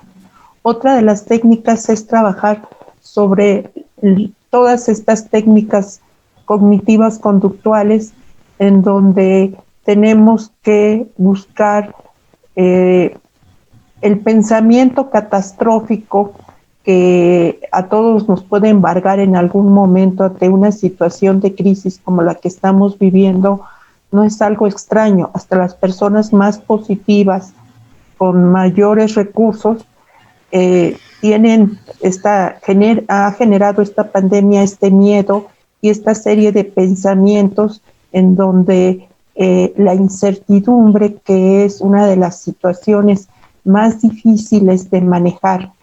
Nosotros estábamos acostumbrados a manejarnos en un nivel de cierta seguridad, de algo predictivo, algo que pudiéramos tener manejado desde varios aspectos. Y una de las situaciones que a muchas gentes ha colapsado es este hecho de sentir que no puede controlar nada, que estamos en una situación donde todo es tan relativo y tan nuevo que los pensamientos se generan ideas y creencias fatalistas que a veces, aunque contemos con los recursos, nos invaden. Mucho de este trabajo ha sido el poder cuestionar todas estas creencias, el hacer uso de todos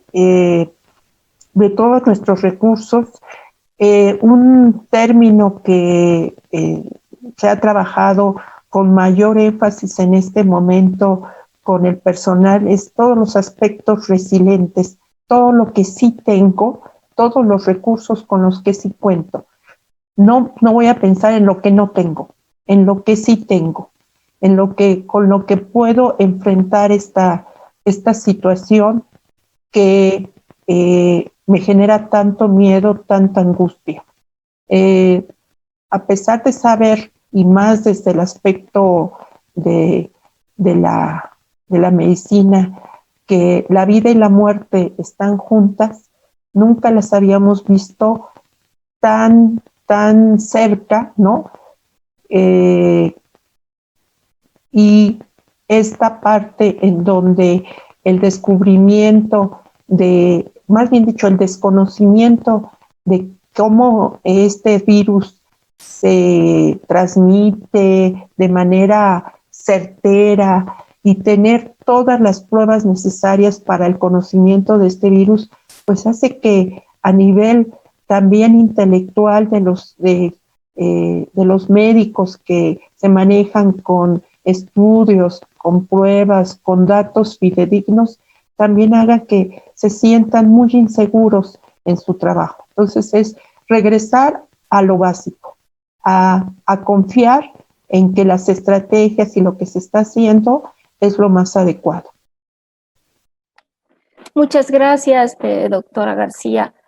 Bueno, yo quisiera también compartirles que la intervención que hacemos nosotros en estas clínicas es basado en evidencia, que nosotros estamos justamente con lo que comentaba la psicóloga Rocío, teniendo esa información para poder hacer propuestas. Entonces, la clínica que yo les puedo compartir de ansiedad, depresión y somatización, se crearon manuales para que el personal que está brindando la atención por vía remota estuviera capacitada y formada en las técnicas que han podido ser de utilidad. Dentro de ellos, pues está la relajación, como ya mencionamos, está la reestructuración cognitiva, está la técnica de solución de problemas, y eso también nos ha llevado a encontrar nuevas técnicas que se van a utilizar para pues darle continuidad a este programa en otra fase, porque también se ha visto que estas técnicas que ya mencionaron, pues la doctora Sofía y la doctora García y la doctora Galvez también han sido realmente benéficas en tratar de dar un poco de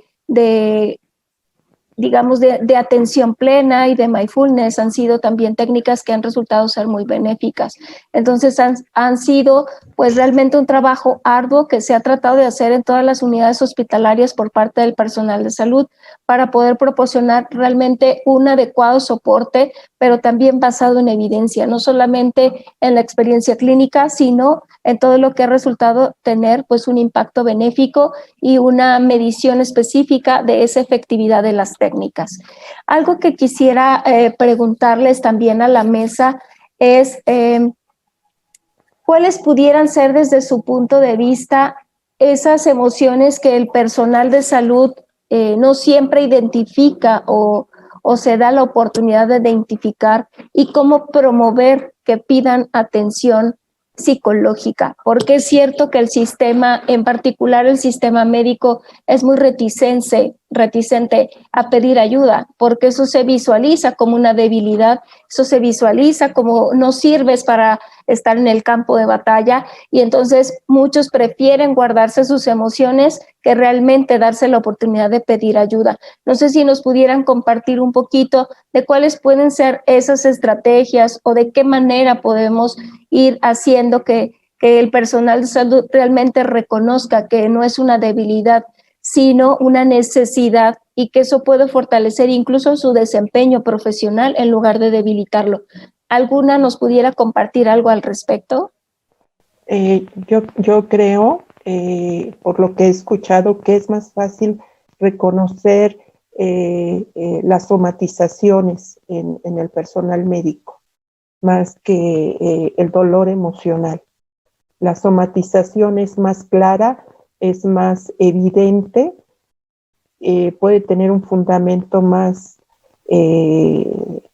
claro para ellos, porque es más fácil aceptar que me siento con algún dolor determinado o que ya tengo un padecimiento por el cansancio, que reconocer el dolor emocional que estoy viviendo por la situación y por la sobrecarga que estoy teniendo. Otra de las dificultades es reconocer las pérdidas ante amigos o conocidos que han fallecido por el COVID. Muchas gracias. Doctora Sánchez, ¿nos pudiera compartir algo al respecto también? Sí, fíjense, doctora Sánchez, que lo que nosotros encontramos que nos era más útil ante estas reticencias era aliarnos con líderes. O sea, la cuestión aquí es, no pudimos entrarle a todas las áreas, pero a las que le pudimos entrar íbamos con sus líderes. Y tenía que ser como buenos liderazgos que normalizaran, por ejemplo, se vale estar cansado, ¿no? O se vale estar enojado ante esto. Entonces, trabajábamos mucho con los líderes y los líderes, de alguna manera, obligaban, no era obligatorio en ningún momento, pero de alguna manera decían, va a haber un grupo, ¿no? Y este líder decía, va a haber un grupo, tienen que venir, ¿no? La gente ya en el momento decía, yo no quiero entrar o sí quiero entrar. Algunos entraban porque pues ni modo, les dijeron que tenían que ir y ya ahí era donde nos decían, si no me hubieran obligado, yo no hubiera entrado. Y me di cuenta que es importante, ¿no? Entonces, muchas veces sí tenemos que hacer como una cuestión más activa, no esperar a que ellos vengan. Cuando lo dejamos, porque otra estrategia que tenemos ahí en el hospital, por ejemplo, es tener un teléfono de urgencias. Yo formo parte de esas guardias también, yo lo he tenido una semana completa y a veces no recibo ni una sola llamada, ¿no? Pero si somos más activos, si llegamos, si ofrecemos con los líderes y les hacemos ver a los líderes que es importante que ellos normalicen y que ellos propongan estos grupos, ellos empiezan a ver las ventajas de esos grupos. Muchas gracias. Doctora Galvez, Macarena, ¿nos podrías compartir un poquito esta experiencia también? Estoy muy de acuerdo con Sofía y con Rocío. Los grupos donde el jefe o el supervisor o la supervisora de enfermería formaba parte incluso de la organización del grupo o participaba activamente del grupo, solían tener bastante más gente. Nuestra intervención, que ha sido proactiva, que ha estado el psicólogo en la UCI, incluso cuando no había grupo, estaba por allí y entonces hablaba un momento o tomaba un café con alguien, también ha facilitado el no verle como un bicho raro, a ver este que viene aquí a psicoanalizarme, y a verle como parte del equipo, y eso ha facilitado la participación. Y luego yo creo que es clave en este tipo de situaciones críticas no psicopatologizar y normalizar esas situaciones y esas experiencias. Y cuando ellos perciben eso, entonces se atreven más a hablar y a contar qué les pasa. Pero si ya te van a catalogar eso que tú dices como que estás deprimido o con un trastorno de ansiedad generalizado, o te van a poner una etiqueta diagnóstica, y esto yo creo que es algo que incluso tenemos que interiorizar los psicólogos, porque estamos muy acostumbrados a usar un lenguaje clínico y a veces lo usamos prematuramente. Y yo aquí quiero ser un poco crítica, ¿no? Creo que cuando decimos esos porcentajes de depresión, de ansiedad o incluso de trastorno de estrés postraumático, cuando sabemos que no podemos hablar de trastorno de estrés postraumático hasta que no han pasado 3, 4 semanas, lo que estamos viendo son respuestas del organismo a intentar codificar lo que se está viviendo, a intentar buscarle un sentido, a intentar digerirlo emocionalmente, y eso no se hace en un momento, eso se hace con tristeza, con pena, con ansiedad, con llanto, con rabia y con miedo, pues claro, porque somos seres humanos y si no lo hiciéramos así sería cuando estaríamos enfermos. Yo creo que no psicopatologizar es esencial. Luego habrá que derivar a tratamiento a aquellas personas que sí, que pasado el tiempo no puedan afrontar todo esto o les interfiera en su vida cotidiana, etcétera, etcétera. Pero eso ya será intervención o prevención terciaria, como le queramos llamar, pero primero está la primaria y la secundaria, prevenir en el origen, detectar de forma temprana. Y yo creo que ahí, si la gente percibe esto, es más fácil que participe de una actividad preventiva que no interventiva, ¿no? Pues muchas gracias. Algo que yo también quisiera compartir que ha funcionado, que seamos como las hormiguitas dentro de los hospitales, identificar directamente cuando un médico especialista o un residente ya está teniendo una manifestación importante de psicopatología, porque a veces ellos mismos se niegan a identificarla. A veces somos los externos los que nos damos cuenta que ya está más enojón, que ya nos contesta mal, que ya está más cansado, que a lo mejor ya está más intolerante a poder seguir las reglas incluso que se tienen que seguir. Y creo que también es un trabajo de estar haciendo esa interacción diaria con el personal y el poder identificar quién ya requiere ayuda. Y a veces uno decir y llegar, yo te ofrezco este apoyo, creo que puede ser también una manera de identificarlo. Quisiera compartirles también una pregunta que nos han hecho aquí los asistentes, que tiene que ver con si los directivos de las instituciones de salud han apoyado estos programas de atención psicológica, porque bien sabemos, y lo han mencionado también en algunas preguntas, en ocasiones no existe un reconocimiento formal del equipo de psicología dentro de los hospitales. Entonces, no sé si alguien nos quiera compartir esta experiencia. Bueno, regular, por ser políticamente correcta. El estudio que os he presentado se ha hecho en 3 comunidades autónomas, en Madrid, en Cataluña y en Castilla-La Mancha. En Castilla-La Mancha tuvimos un apoyo muy grande desde el área de salud mental de la propia comunidad y eso abrió puertas en muchos hospitales. En otros lugares fue un poco diferente. Y después hay mucho miedo. El nuestro es un proyecto externo. No pertenece a un solo hospital. Proyecto UCI lo conformamos un equipo interdisciplinar de médicos, enfermeras, psicólogas, de distintos hospitales, de distintos lugares de España y a nivel internacional también, ¿no? Y entrar a alguien de fuera, que no es de nuestro hospital, pues también causa cierto recelo, sobre todo puede confundirse como una intromisión con el área de salud mental del propio hospital. En algunos hospitales se coordinó perfectamente con el área de salud mental y en otros pues fue complicado entrar porque no se entendía como algo absolutamente complementario, que era una ayuda, que todas las manos son pocas y que no iba a solaparse con nada, pero esto no siempre se entendió. Doctora Sofía, ¿nos quisiera compartir algo al respecto también? Nosotros sí recibimos apoyo, pero sí confieso que a mí, a lo personal, o a todos nuestros compañeros de salud mental, nos gustaría que fuera mucho mayor el apoyo. Pero creo que también tiene que ver con el momento en el que todavía estamos, no sé si a nivel mundial, ya nos platicará la doctora Macarena, pero el momento en el que estamos, por lo menos en México, los psicólogos de la salud, ¿no? Todavía estamos, creo, en un momento en donde nos tenemos que ir ganando nuestro espacio, en donde les cuesta mucho trabajo de repente entender de qué va nuestro trabajo y en qué realmente puede impactar, ¿no? Creo que nos corresponde empezar a demostrar con esto, con estudios, con números, con estudios ya más de impacto, ¿no?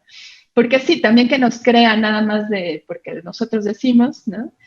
Y creo que también les asusta un poco por ejemplo, siempre que hablamos del tema de sobrecarga, por ejemplo, en nuestra institución de burnout, como que no me los muevan, ¿no? Como que les asusta un poco que si empezamos a entrar en esos temas se les van a revelar y van a empezar a decir, ya no, que no nos cuidan, ¿no? Entonces son temas como delicados a nivel institucional en donde creo que más que quejarnos, nos corresponde empezar a demostrar y empezar a entrarle sin pelearnos, sino demostrando, ¿no? Creo que por ahí va. Yo no me puedo quejar en el sentido de, por ejemplo, nosotros otra estrategia que hicimos fue crear una página en donde metimos estrategias desde actividad física, mindfulness, de relajación, diferentes estrategias. Creamos una página y la subieron a la página. O sea, que si cada que nosotros solicitábamos algo nos apoyaban, teníamos que estar ahí insistentes, pero sí tuvimos el apoyo, ¿no? Pero sí, es nuestro trabajo, es lo que nos corresponde, empezar a abrir camino. Así es.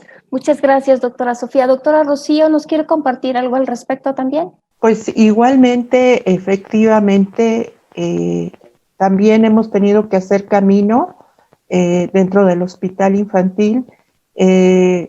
Afortunadamente, creo que sí hemos contado con el apoyo.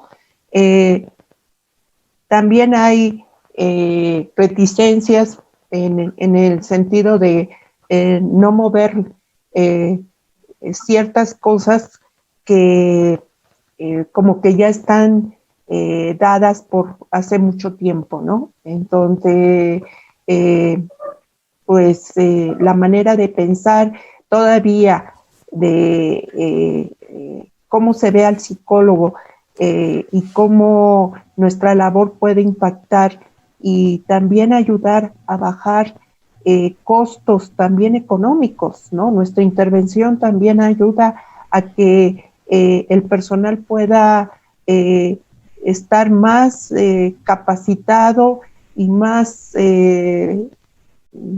puesto a trabajar en el equipo. Entonces, nosotros también, aparte de la asociación ahorita de médicos del Hospital Infantil, que junto con ellos estamos realizando este congreso, ha tenido una apertura, nos ha dado siempre este lugar. Creo que nuestros compañeros como área médica han estado viendo cada vez el trabajo desde el área de psicología, nos mandan nos solicitan el estar, nos envían a los residentes que ven con dificultades, con problemas en alguna área y como que han solicitado este apoyo. Creo que es todavía picar un poco más de piedra. Concuerdo que hay que ser más proactivo, que tenemos que poder trabajar más en grupo. Esto que está diciendo la doctora, de encontrar líderes, ¿no? Que puedan mover a más personas para una atención más integral, que quizá es lo que necesitamos hacer. Pero sí hemos tenido apoyo. Muchas gracias. Bueno, estamos a punto de cerrar la mesa, pero quisiera preguntarles, esta pandemia nos ha llevado a tener que también adaptarnos a nuevas formas de poder dar las intervenciones psicológicas, como ahora por vía virtual. ¿Cómo les ha ido a ustedes implementando estas intervenciones? Porque no siempre podemos estar directamente entrando de forma a lo mejor mucho más constante con estos profesionales, pero sí hemos tratado de dar este soporte, ya sea por vía telefónica o a través de alguna plataforma, de cualquier vía, por cualquier manera adaptada a las necesidades. Pero ¿cómo se han sentido ustedes? Porque anteriormente dar las consultas en línea era un poco hasta cuestionable y ahora pues está siendo el boom, ¿no?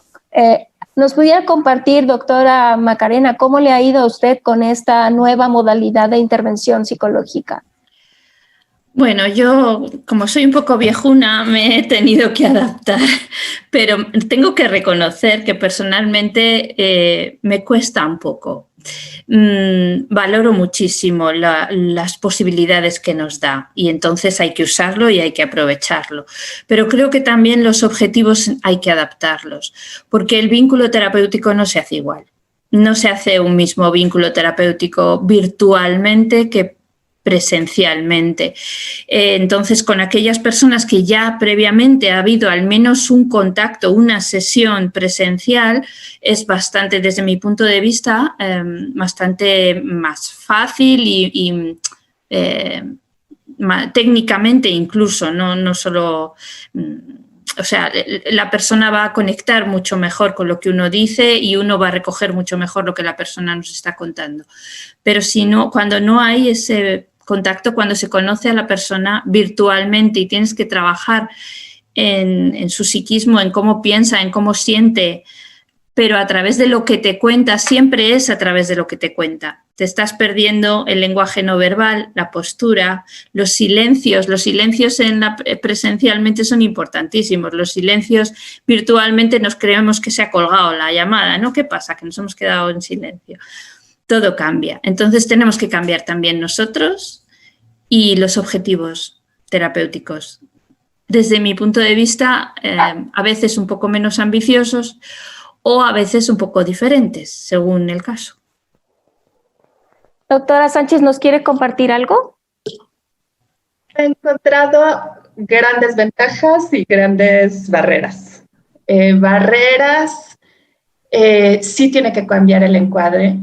y es como que estamos tratando de ubicar ahora que con el encuadre, de repente, al ser así, ya muchas veces las personas no establecen como un espacio fijo y entonces hay que plantearle. De repente están cocinando o están haciendo otra cosa mientras están en la sesión y es de, no, a ver, imagínate que estás yendo a tu sesión, ¿no? O sea, sí tenemos que dejar un encuadre como mucho más claro. A uno como terapeuta, como bien dice la doctora Galvez, de repente te están llorando y te dan ganas de darle un Kleenex, ¿no? O sea, ay, está llorando, ¿cómo es posible? Toda la parte no verbal. Pero también he encontrado ventajas. Ventajas, nosotros en el instituto no hemos dejado de ver a todos nuestros pacientes que ya veíamos anteriormente. Y una ventaja es que al ya no haber esta barrera que tenemos en la Ciudad de México, del tránsito, de las distancias, las personas están asistiendo más. Hay otra ventaja que hemos encontrado, que es que muchas personas que a veces no se han visto, se les dificulta mirarse, se están mirando a través de la cámara de la videollamada. Y ese mirarse les está permitiendo empezar a aceptarse un poquito más, ¿no? Entonces también hay cosas interesantes en la parte de las videollamadas, ¿no? Hay sutilezas que se pierden, pero otras sutilezas que se ganan. Muchas gracias. Doctora García, ¿nos podría comentar algo también, ya para finalizar y ir cerrando la mesa? Claro, fíjate que yo soy terapeuta familiar y de pareja, entonces en lo familiar ha habido dos situaciones, como estaba diciendo la doctora Sánchez. Las ventajas es que toda la familia verdaderamente ha estado presente en una sesión, ¿no? Tengo una familia que veo regularmente del infantil y me llama la atención que en la primera sesión fue como si fuera un evento muy importante donde todos querían participar. La desventaja quizá es el establecer el contrato terapéutico, ¿no? Con y establecer los límites que de pronto uno no puede establecer tan fácilmente. Sí, la asistencia más constante a las sesiones, por lo menos, y por otro lado, sí esta dificultad de poder contactar o de poder intervenir en las situaciones de violencia, es muy difícil como poder trabajarlas. Pareja es difícil cuando son parejas violentas. Yo tuve trabajo con una pareja, pero realmente esta pareja no tenía tantas dificultades de violencia, era más de comunicación, entonces fue fácil, depende de la situación. Yo creo que también hay ciertas problemáticas que bajo este nuevo sistema que hemos tenido también que aprender e implementar y que nos da nuevos retos para poder ver qué será la mejor alternativa de poder aplicar también las técnicas, ¿no? El trabajo con mindfulness lo he podido llevar a cabo, pero no todos los pacientes. Algunos sí requieren esta presencia, ¿no? Y les cuesta mucho trabajo. Entonces yo creo que también habrá algunos que se les facilite también a los pacientes, habrá más facilidad para ellos, y otros que verdaderamente les cuesta. Entonces sí, el establecer protocolos de atención vía telefónica creo que es un reto de hoy en adelante. Justamente creo que esta pandemia ha resultado ser un desafío para todos y los psicólogos no estamos exentos de este desafío y creo que nos ha permitido pues buscar opciones tanto para las nuevas modalidades de atención como pues los protocolos dentro de las instituciones de salud y pues todo el apoyo que podemos darnos incluso entre nosotros para aprender nuevas estrategias. De verdad que quiero agradecer su presencia a la doctora Olga Esther Infante, a la doctora Macarena Galvez Galvez Herrera, a la doctora Sofía Sánchez, a la doctora Rocío García Montiel y una servidora, que fue un placer compartir esta mesa con ustedes. Y pues muchas gracias a todos por su presencia, por su atención y por compartir este escenario. Muchas gracias y buenas tardes. Muchas gracias a vosotros. Adiós.